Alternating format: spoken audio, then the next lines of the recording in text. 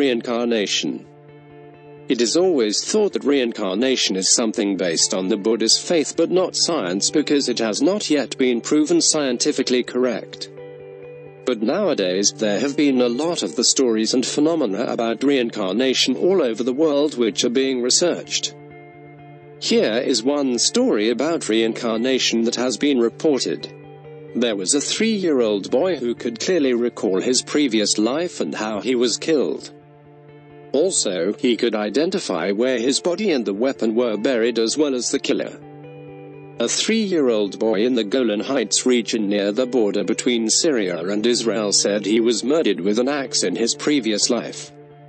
He showed village elders where the murderer buried his body, and sure enough, they found a man's skeleton there.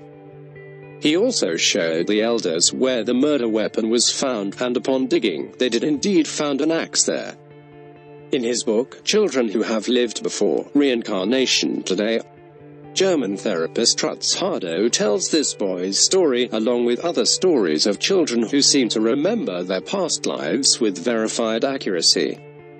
The boy's story was witnessed by Dr. Eli Lash, who is best known for developing the medical system in Gaza as part of an Israeli government operation in the 1960s. Dr. Lash, who died in 2009, had recounted these astounding events to Hardo. The boy was of the Druze ethnic group, and in his culture, the existence of reincarnation is accepted as fact. His story nonetheless had the power to surprise his community. He was born with a long, red birthmark on his head. The Druze believe, as some other cultures do, that birthmarks are related to past life deaths. When the boy was old enough to talk, he told his family he had been killed by a blow to the head with an axe. It is customary for elders to take a child at the age of 3 to the home of his previous life if he remembers it. The boy knew the village he was from, so they went there. When they arrived in the village, the boy remembered the name he had in his past life. A village local said the man the boy claimed to be the reincarnation of had gone missing 4 years earlier.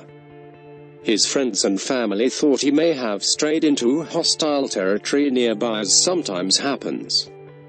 The boy also remembered the full name of his killer. When he confronted this man, the alleged killer's face turned white, Lash told Hardo, but he did not admit to murder. The boy then said he could take the elders to where the body was buried. In that very spot, they found a man's skeleton with a wound to the head that corresponded to the boy's birthmark. They also found the axe, the murder weapon.